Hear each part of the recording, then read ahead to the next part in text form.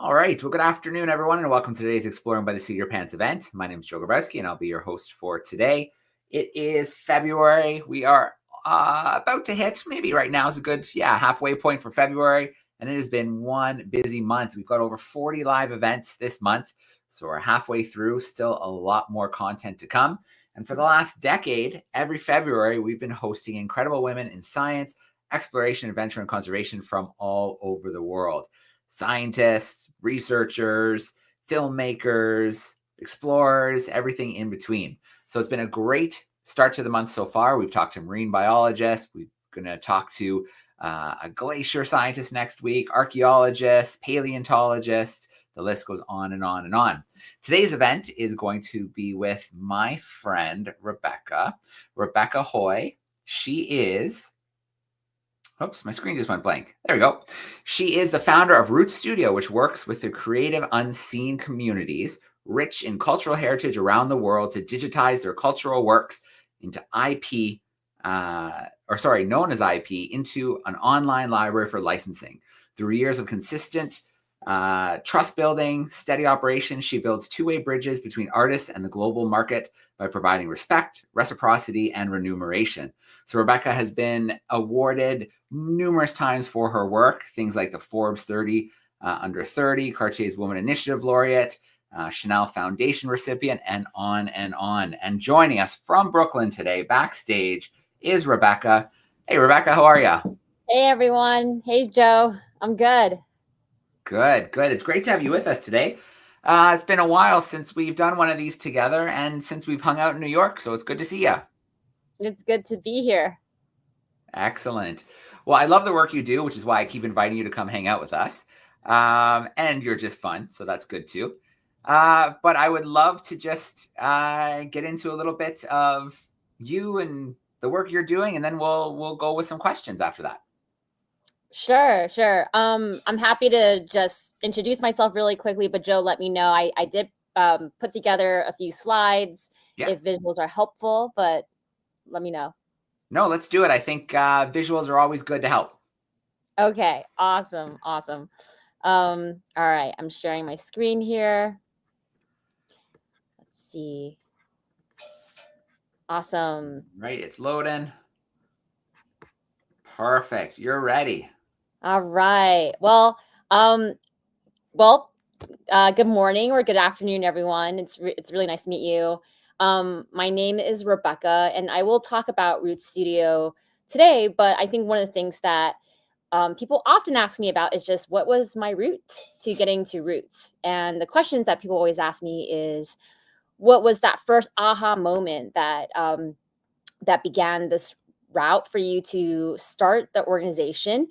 How do you work with all these different communities around the world, and what does it mean to build respect, reciprocity, and remuneration in the process?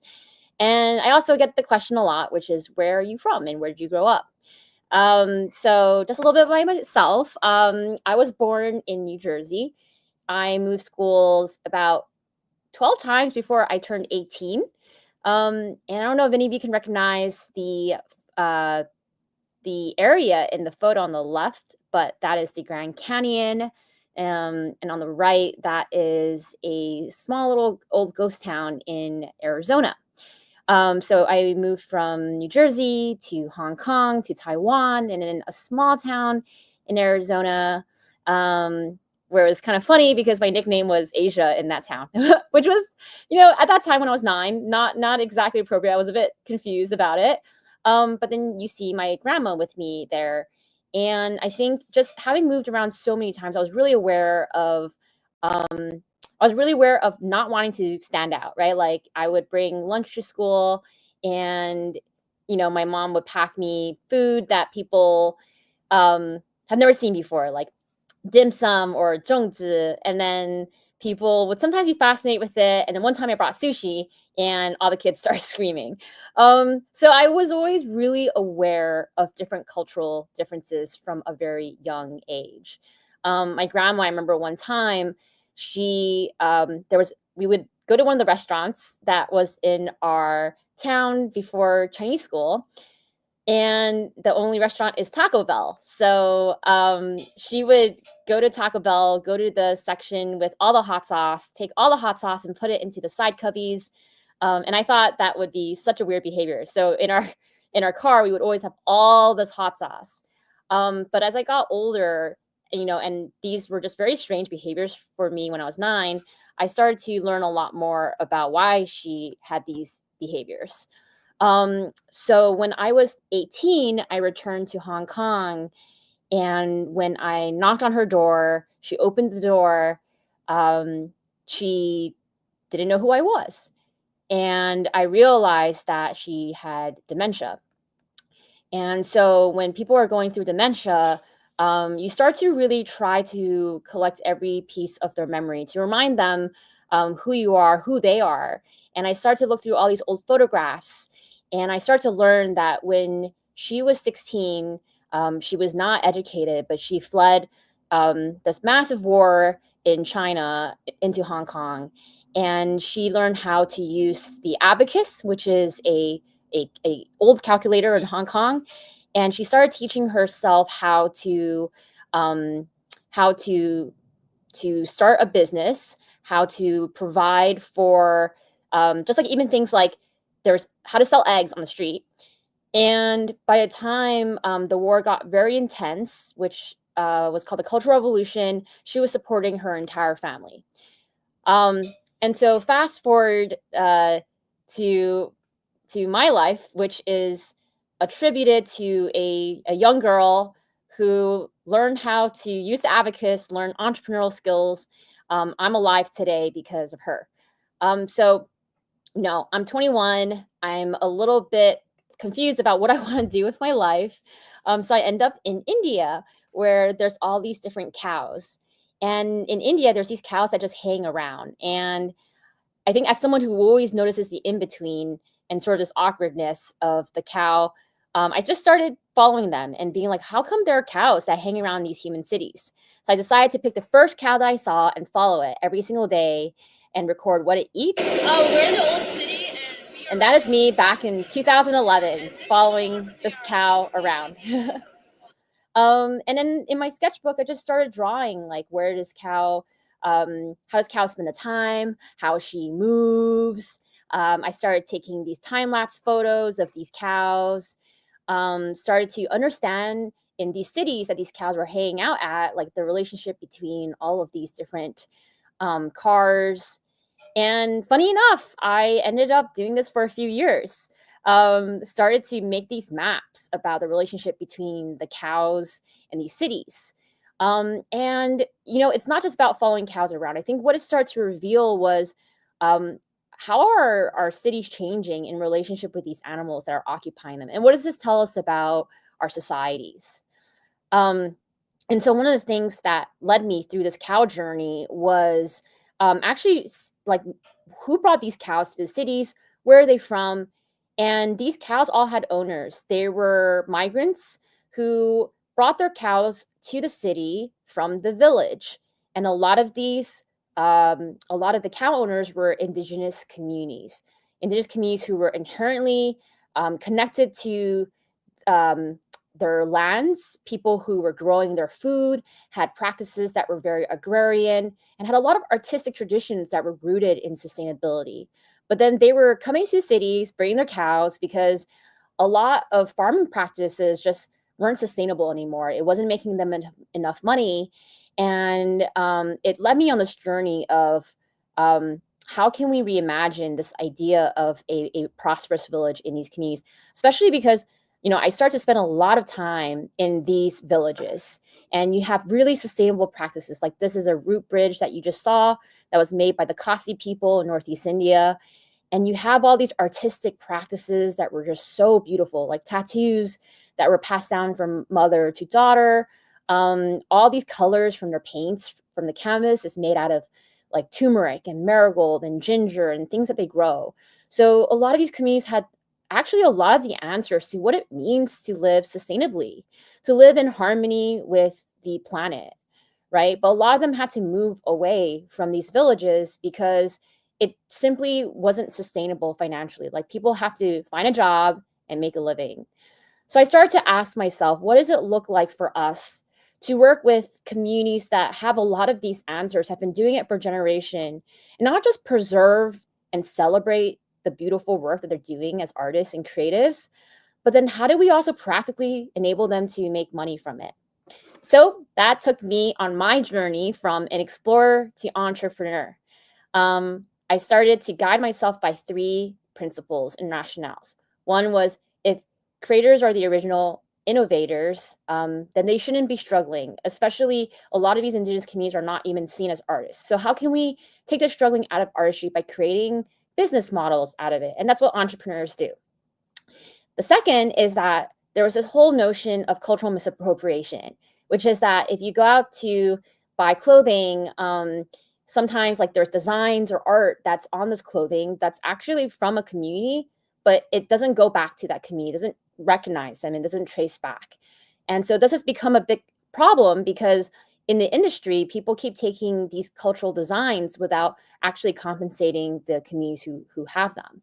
So I figured, hey, actually, like, what if we connected these fashion brands and the clothing that we wear to these communities? And is there a way that we could also use technology so that the communities are able to share their art in a more effective and protected way? So in 2017, I launched this organization, Root Studio. And we thought, hey, what if we take the same model that Shutterstock created for photography, but do this for all these incredible indigenous artists from around the world? And it took me on a journey of learning how do we My name is Rebecca Hoy. I'm the founder put and these two CEO worlds together. of Root Studio. Root Studio is a collective of indigenous artists and creators, and we digitize and license artwork to the fashion and retail industry. So there are millions of indigenous artists around the world, but a lot of these artists are receiving less than 2% of the profit. At the same time, you have a $2.4 trillion fashion industry that is constantly looking for inspiration from ethnic designs. We train the artists to digitize the designs. It then gets coded and uploaded into our online library that then allows brands from around the world to be able to pay a fee to browse and then select designs.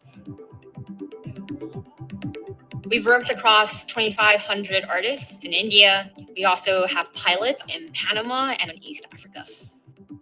याला म्हणजे आता ही पुढे चालायला पाहिजे. आता painting बाहेरच्या लोकांना म्हणजे खूप आवडते आणि बाहेरच्या पण आणि आपल्या इंडियामध्ये पण आवडते.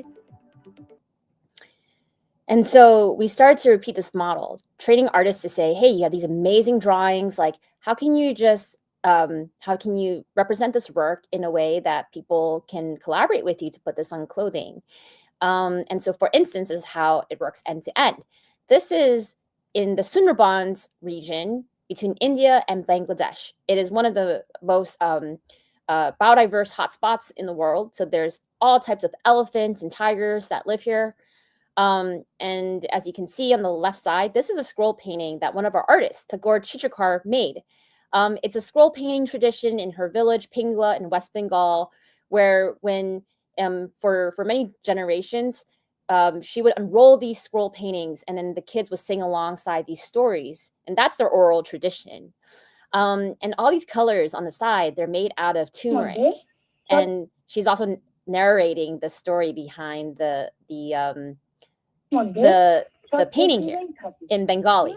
And what she's saying is all of these animals in the Sundarbans are living in harmony together, except for the lion and the tiger. And so they meet together in the Sundarbans and they say, hey, we have to stop eating each other. And then the lion says, if we don't eat each other, then we're going to starve.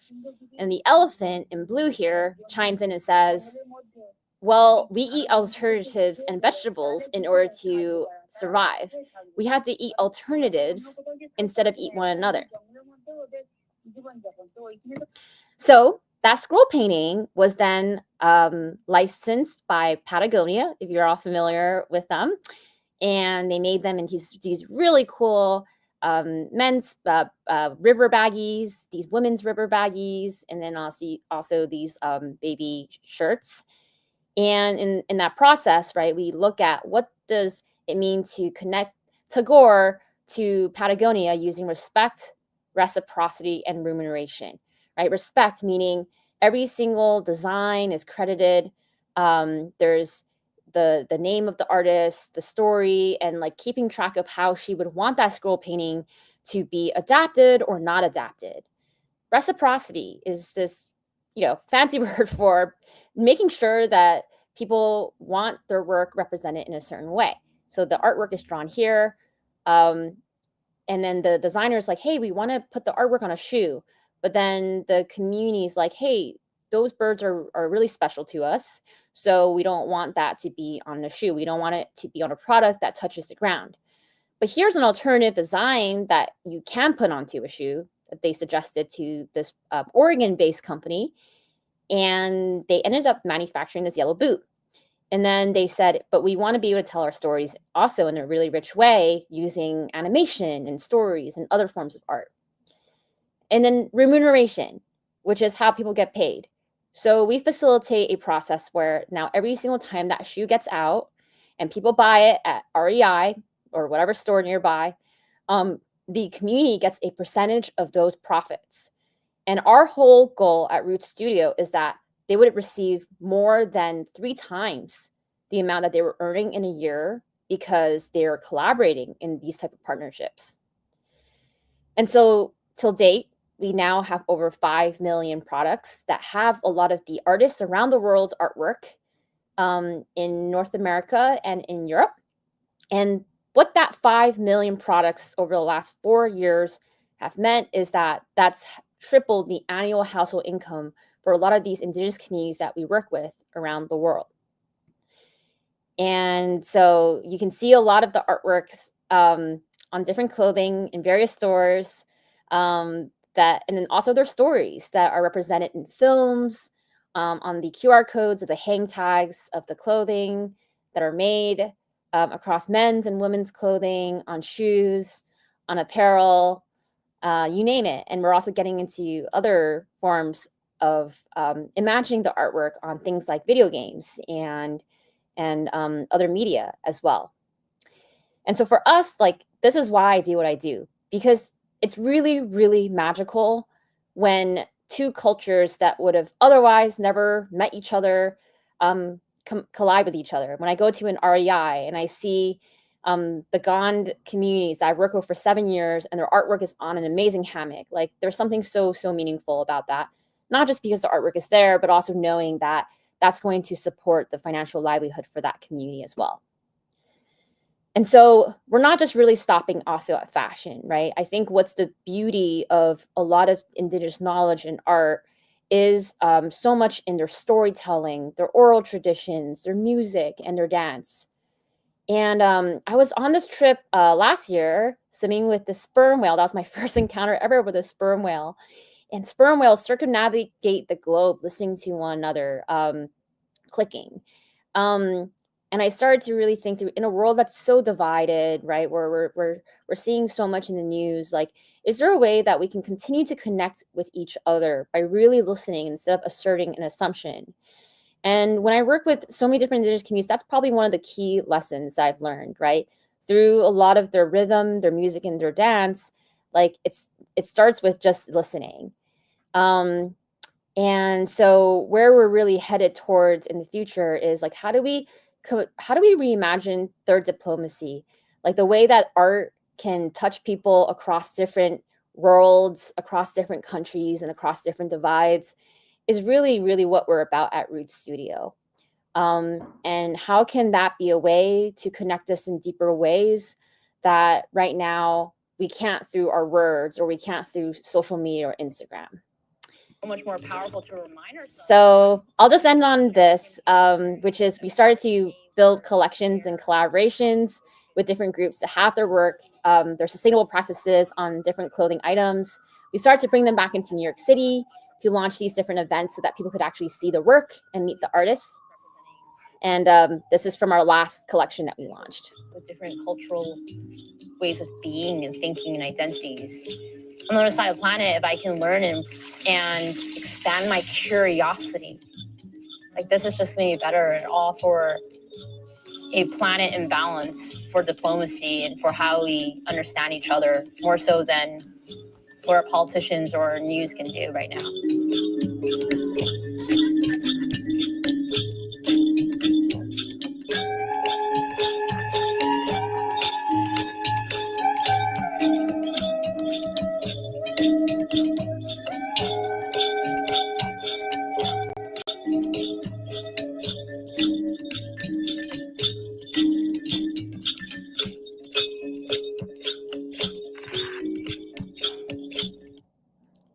So thank you for having me today. And yeah, I'd love to have any of your thoughts or questions. All right, Rebecca, thanks for a great presentation. It's always inspiring to see the work you're doing. I think this is the first time that we've had a presentation where you went that far back to start the roots of roots. So that was pretty cool to see where that kind of thinking and where those ideas came from and what led to you doing what you're doing now. I think that's really important for students to see the paths people take and how they're all different. There's no one right or wrong way to get into something you're passionate about. So I think that's really cool to share. Yep. All right. Well, let's get into some Q&A action. I have a few questions here in the chat already. So I want to start with a question about the art, the cultural items that you're finding. And the question is, at this stage of Root Studio, are you finding things yourself still, or are people starting to come to you now? That's a great question. A lot of people come to us now. As much as I love, and I still get to meet a lot of different communities. I was just in Asia and the Middle East 2 weeks ago. A lot of communities now want to be represented by Roots. So this year, there are actually, like, in an hour, I'm going to be on a call with the elder of a tribe in the Amazon in Ecuador, and they're going to be submitting a lot of their artwork to us. Yeah, that's really cool. I think, I mean, technology is so wild that you can connect with an elder, from the Amazon. I think that's pretty amazing. You wouldn't have thought of that maybe 15 years ago or so, that the world would become so connected and we could share these cultural pieces the way we're able to now. Yeah, it is because when we started like 10, 15 years ago, I remember in some of the communities that I work in, right, like there's like not any proper infrastructure and like sometimes like even when it comes to like electricity, I remember during one of our scanning sessions, someone had to take like a branch and then like move like a wire so that we had enough electricity for the scanning. And then but now everyone has phones, right? And we're able to do so much through the phones. We have all our communities zooming in for a lot of our workshops. So it's pretty incredible how fast that's all moving. Awesome. Well, the next question I have here is about trust. Did you ever, especially early on, working with communities, were they hesitant, not sure of what you were hoping to do? I think we can all think of, there's tons of examples of Indigenous cultures being exploited in the past. So was there hesitancy, and how did you deal with that? Or how do you deal with that? Yeah, well, it's quite fascinating in terms of like when I started. And I will say one thing that helps a lot is it doesn't always help me in all cases, but being a 5'3" Asian woman is not extremely threatening. And so I think that helps a little bit. And I think partly because I speak multiple languages and I see in and out of different cultures, people tend to be pretty approachable. So I got lucky in that regard, but of course that's not always the case. I think that people are sometimes unsure about things like, oh, what happens if I scan my artwork? Like, what is a copyright system? How do I know I'm going to get money back? So what we do at Roots now is we have a team that's led actually by a lot of the younger generation in each community. And they're the ones who are part of what we call our cultural advisory circle. They're the ones that are building trust and relationships with a lot of the communities we work with are more elderly, and trying to build that trust process. In our first workshops with them, we always compensate the communities for their time. And I think the biggest difference for trust is showing up and being consistent and following up with your actions. So a lot of communities that we work with that you see in the partnerships, we've been there for 7-8 years.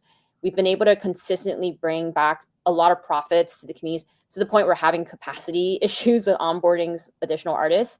So I think consistency and trust is really, really key, and following through with your word, and also asking for permission.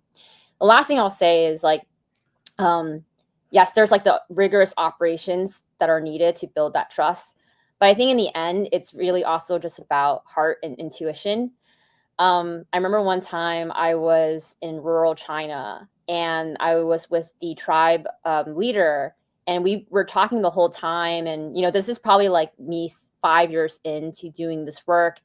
And I could tell he was a little bit hesitant. I was like, well, yeah, like, if we scan this work, it'll be really beneficial for this incredible like cluster of artists that you have. And he was pretty resistant the whole time. And then we decided to take a break, and he was like, here's an ice cream popsicle. And I was like, okay. And he steps outside, and then I'm sitting there for about 15 minutes, and he comes back in, and he's like, you know what? Like, we'll do this. And I'm like, what happened? Like in this 15 minutes? When he's like, well, when I stepped outside, I saw your shoes, your Birkenstocks. There's like holes in all of them. It's like, you have holes in your shoes. And I feel like if you were here to exploit us, you wouldn't wear shoes like that. So, yeah, sometimes it's, that's the type of stuff that's harder to quantify, but I think it's also just like an intuition feeling as well. And when we bring people on, we try to bring on people who are well aligned in that regard. Yeah. All right. Well, it sounds a lot like my Birkenstocks. I usually wear them right through holes into the bottom. Yeah, Perfect. They get worn pretty hard. Yeah. Another question here about, have you seen anything from a community used in a really unique way, maybe a unique product or something like that? Ooh, you mean in terms of like a partnership with a brand? Yeah, well, I think maybe they're just thinking like, shoes and clothing is maybe typical what you'd expect, but maybe something unexpected way you've seen the IP used. Yeah. Well, I'll show you some really, really cool ways in which like the art was originally used in a community, and I can show you some like collaborations that it was evolved upon. Sure. So, like, for instance, right here, I'll take this, and then I'll take this, and then I will also take this bag here. All right, we've sent you on a scavenger hunt. I'm on a scavenger hunt. That's right. And then one more item. Cool. Let's see. Oh, okay, cool.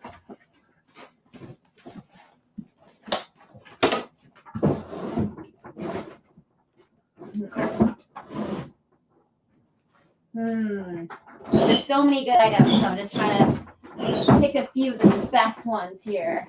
Okay. These are fun. Okay, there's some other fun ones, but let's do these.